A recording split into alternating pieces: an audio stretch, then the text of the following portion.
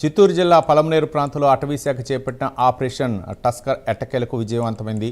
గత 6 నెలలుగా జగమర్ల, పొంగనూరు, సోమల, బంగారుపాళ్యం, పీలేరు పరిసర ప్రాంతాల్లో సంచరిస్తూ ప్రజల్ని భయోందోళనకు గురిచేస్తున్న ఒంటరి ఏనుగులను అధికారులు సురక్షితంగా బంధించారు.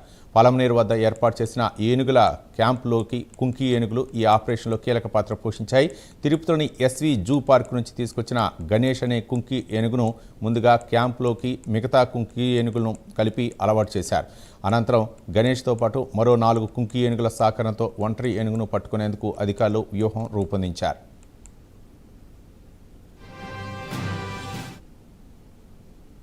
ఇందులో భాగంగా జగమర్ల సమీపంలో ప్రత్యేకంగా మకాం వేసిన కుంకీలకు సమీపంలోని ఒంటరి ఏనుగులను రప్పించేందుకు అధికారులు ఆహారాన్ని ఏర్పాటు చేశారు. మంగళవారం నుంచి అక్కడే ఉన్న కుంకీల వద్దకు బుధవారం ఒంటరి ఏనుగు చేరుకోవడంతో అటవీశాఖ సిబ్బంది అప్రమత్తమయ్యారు.